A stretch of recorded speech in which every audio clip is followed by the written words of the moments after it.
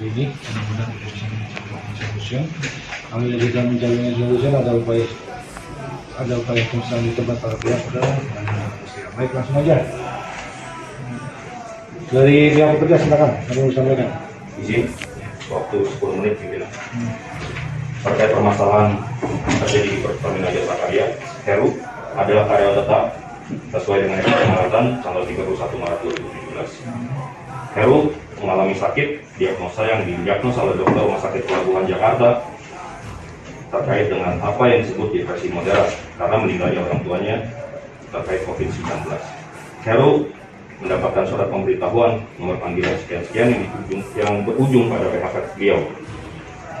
Namun bertentangan dengan pasal 93 ayat 1 Undang-Undang Nomor 13 Tahun 2003 yang dimana sanksi pidananya terancam 1 tahun, paling singkat 1 tahun, paling lama 4 tahun, denda 10 juta, paling banyak 400 juta.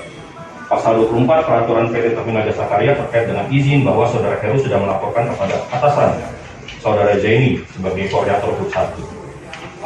Bab 11 Pasal 50 Peraturan Perusahaan mencegah sedapat mungkin untuk meminimalisasikan terjadi pemutusan hubungan kerja, dan tidak yang terjadi bukan seperti itu. Bahwa terkait permasalahan PHK sepihak Heru Eko Prabowo, Pertamina Jasa Karya berdalih sesuai dengan peraturan perusahaan pasal 59 dan itu bertentangan dengan Undang-Undang Nomor 118 dan lain-lain.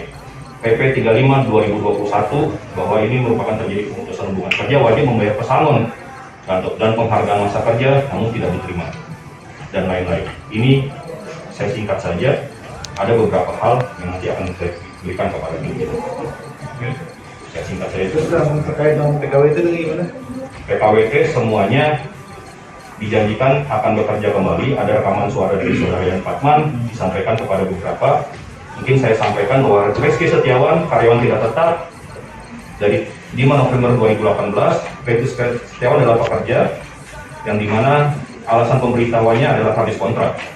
Padahal di aturan-aturan yang lain di Undang-Undang Nomor 21 Tahun 2000 yang lainnya dipekerjakan kembali asal keluar dari serikat pekerja, dan ini sudah kami sampaikan juga, sudah kami laporkan ke Naker terkait Sudin maupun Dinas serta Kementerian. Teman-teman dari Balai Kota pun sudah mengetahui hal ini, permasalahan peliknya di Terminal Jasa Karya.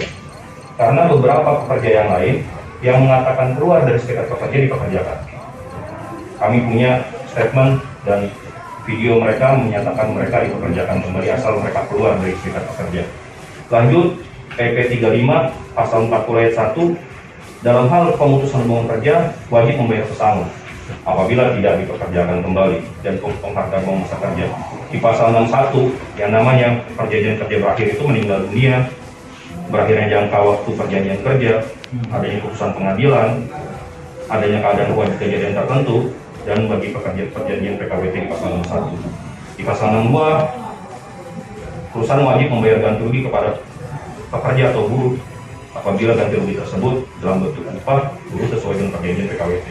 Pasal 156, 157 berikut juga yang lain-lainnya. Izin pimpinan, di sini sudah kami sampaikan secara gamblang, termasuk bahwa mereka sendiri melanggar peraturan perusahaan mereka, kurang lebih 11 peraturan perusahaan yang mereka buat, tapi mereka langgar, dan kesimpulannya adalah tuntutan kami adalah mempekerjakan kembali saudara Heru Eko Prabowo dan bayarkan hak yang tertunda, mempekerjakan kembali 3 pekerja PKWT atas nama Latif, Rizky Setiawan, dan Endang Iskandar, bahwa sehinggahan dari PT TJK tidak memiliki dasar hukum karena tidak sesuai dengan kaidah hukum dan peraturan perusahaan yang dibuat oleh manajemen Terminal Jasa Karya.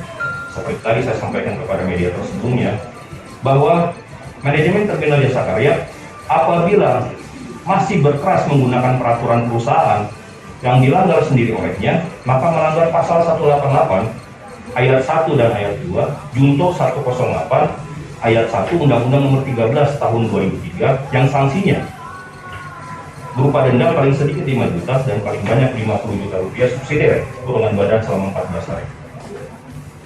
Jadi dalih-dalih yang disampaikan oleh PT Terminal Jasa Karya apabila masih menggunakan PP ini, yang dimana PP ini terlanggar sendiri oleh mereka, yang diakui oleh mereka, 3 orang sudah harusnya pensiun tapi tidak dibayarkan, itu dia melanggar sendiri peraturan perusahaan. Ada lagi tadi 2, Yusna dan Rustam, sebelum ini ada mediasi sebelumnya, mereka akui juga bahwa itu benar terdapat di peraturan perusahaan.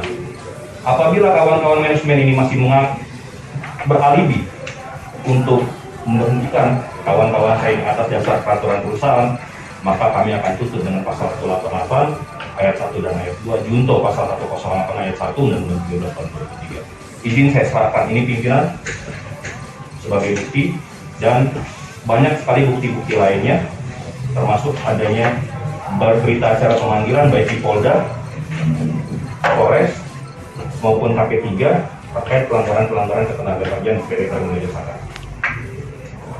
Ini TKWT-nya udah berapa lama?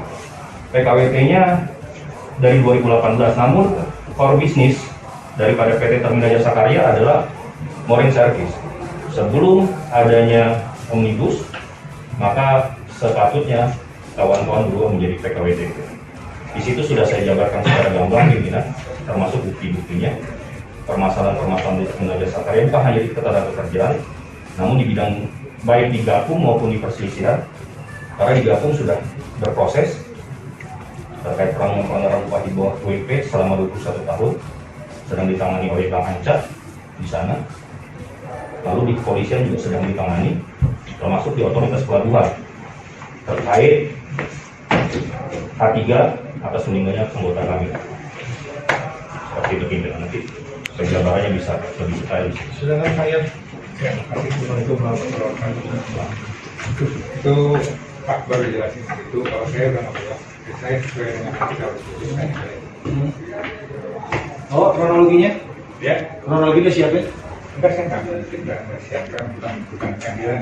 Oke, nanti siapin aja ya kronologinya sih saya untuk sedikit anjuran. Jadi sikap perusahaan lagi gimana nih sebelum kita tutup nih? Saya tetap Pak, yang pertama itu apa? Ya, pelanggaran berat itu karena manipulasi. Ya, dan 3 yang PKWT. Jadi nanti saya minta kalian siapin kronologi, kapan? Kronologi sama data-data berapa ada PKWT-nya, PKWT-nya lampirkan fotokopinya ke saya. Kira-kira kapan? Kapan?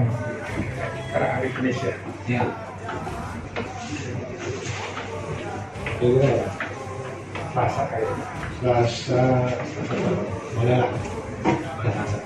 Nanti kasih aja ke sama juga ke Pak Haji itu juga kan belum ngasih kan? Kronologi juga sama belum ngasih ke Pak Haji itu ya. Baik, itu pimpinan sedikit. Apabila tadi saudara Yan Fatman mengatakan bahwasanya ini ada pemalsuan dan lain-lain, kami sudah sejatinya sudah mendapatkan diagnosa dari rumah sakit pelabuhan terkait sakit yang diderita oleh saudara Heru Eko Prabowo. Di situ ada detail penjabaran saya. Sakit tersebut adalah depresi. Di sini pendapat keluarga itu salah doang, nanti kan di kronologi semua itu doang. Depresi moderat karena meninggalnya orang tuanya karena COVID-19.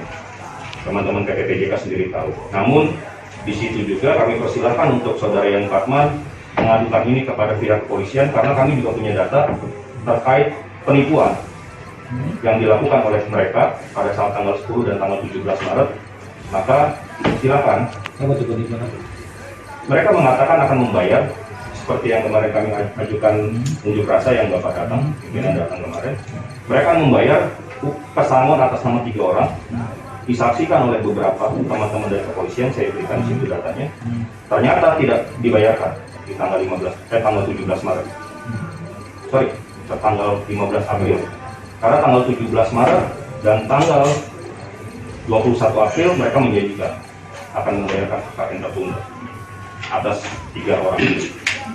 Jadi kalau disampaikan oleh saudara Yan Fatman bahwa Heru Eko Prabowo melakukan pemalsuan, kami sudah punya datanya bahwa beliau sakit depresi moderat yang diperkuat oleh diagnosa dokter dari rumah sakit pelabuhan. Silakan dicek. Baik. Ini gajinya terakhir berapa nih orang ini? Izin pimpinan di situ juga masih ada tertera beberapa diantaranya adalah upah hasil di bawah UMP. Tulis ya nilainya berapa? di koin berapa? Di izin di bukti-bukti tersebut ada beberapa izin bikinnya. Di poin-poin tersebut ada Rizky Setiawan dan lain-lain. Terakhir gajimu berapa Ki? 4,1. Di sini ada kontraknya, pimpinan. Kami berikan kontrak kawan-kawan. Ada sini. Ada semua.